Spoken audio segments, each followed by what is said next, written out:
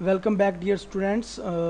यकीनन आपने ये प्रीव्यू देख रहे हैं कि जो हमने सारा काम किया है, जो हमने सारी चेंजिंग की है वो हमारे सामने नज़र आ रही हैं। जो हमारा टाइटल था ब्लॉग का वो आपको नज़र आ रहा है। जो हमने एक नई पोस्ट बनाई उसका टाइटल आपको नज़र आ रहा है। उसके नीचे हमने जो हेडिंग दी थी वो आपको नज़र आ रही है और सारा कुछ आपको एज इट इज़ वो इमेज वो हाइपरलिंक। हाँ, सबसे पहले तो मैंने आपको हाइपरलिंक चेक कराना था, जिसके लिए मैंने पोस्ट पब्लिश की है। अभी इस पोस्ट में काफ़ी काम बाकी है, तो आपको हाइपरलिंक चेक करवाने के लिए मैंने स्पेशली पोस्ट पब्लिश की है। तो ये देखें, जब भी हम इस पर अपना कर्सर लेके जाते हैं, अपना माउस लेके जाते हैं, तो यहाँ पे एक हैंड सा बना आ जाता है जो कि ज़ाहिर करता है कि इसके नीचे कुछ है। अगर हम इस पर क्लिक करेंगे तो उसके जो जो फॉलोइंग पेज है नीचे वही हमें नज़र आएगा। तो हम इस पर क्लिक करके देखते हैं कि आया कि जो हमने एक लिंक लगाया था वही है। तो ये देखें, इसने हमें रिडायरेक्ट कर दिया ऑन यूट्यूब। तो ये है हाइपर लिंक लगाना, इसको कहते हैं हाइपर लिंक लगाना। तो ये मेरे सामने वो प्रीव्यू आ गया है, मेरे सामने वो वीडियो आ गई है। मैंने जो लिखा हुआ था watch online movie here, click here to watch movie online here, तो वहाँ पे मैंने क्लिक किया और मूवी प्ले हो गई। ओके, हम बैक जाते हैं।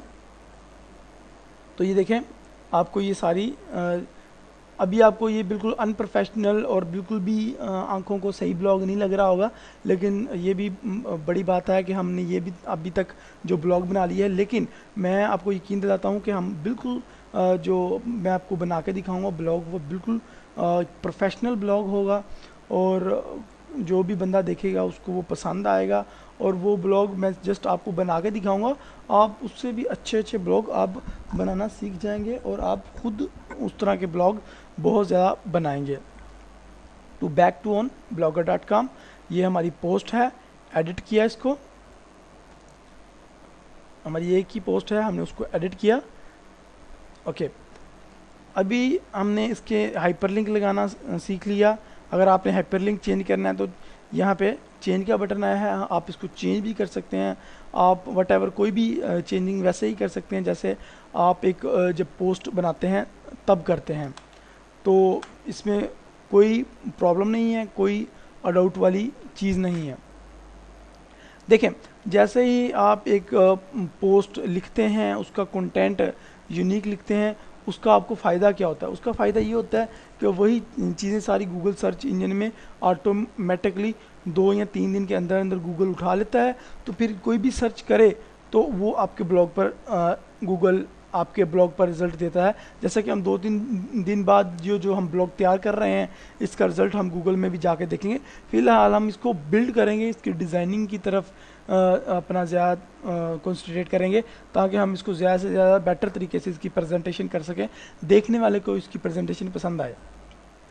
अगर आप इसकी इमेज मैन्युअली तरीके से ऊपर नीचे करना चाहते हैं तो वो भी आप बहुत इजी तरीके से कर सकते हैं। आप इसको उठा के नीचे ले जाएं, ऊपर ले जाएं, राइट हैंड पे स्क्रॉल डाउन उठा के ले जाएं, तो ये आप बहुत ज़्यादा इजी तरीके से कर सकते हैं। ये देखिए, मैं इसको कर रहा हूँ, तो ये बहुत ज़्यादा इजी है, कोई मुश्किल काम नहीं है जो आपसे ना हो।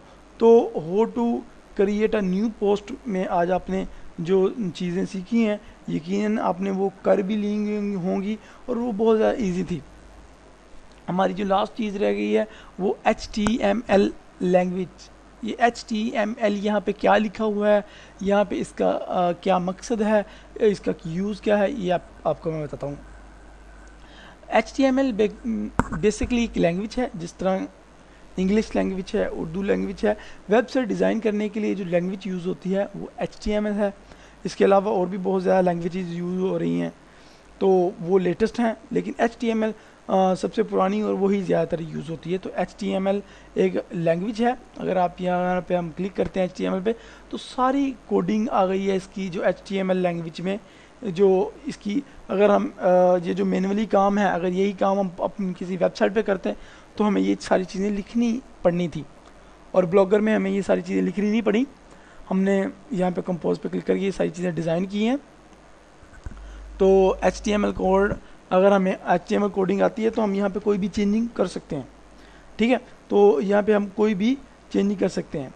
तो वो अगर किसी बंदे को HTML कोडिंग आती है वो ही कर सकता है। ये इंट्रोड्यूस करवाना क्यों ज़रूरी था? ये इंट्रोड्यूस करवाना इसलिए ज़रूरी था क्योंकि आगे हमने बहुत जाके काम करने हैं जहाँ पे HTML लैंग्वेज भी यूज़ होगी, और वो मैं आपके जो गुजारे के मुताबिक है वो मैं आपको बता दूँगा कि आपने कहाँ पे क्या करना है, इसलिए ये HTML लैंग्वेज मुतारिफ करवाना ज़्यादा ज़रूरी था। So dear student, today we will learn about how to create a new post. आज हमने सीखा कि हम किस तरह अपनी एक पोस्ट बना सकते हैं, पोस्ट में क्या क्या फंक्शंस होते हैं, और ये हम पर डे की बेसिस पे हम इसको रेगुलर आप करें, और हम और भी ज़्यादा सीखेंगे, और नेक्स्ट पार्ट में हम इसके ही अपडेट्स कुछ सीखेंगे। So see you tomorrow on next part. अल्लाह हाफिज़।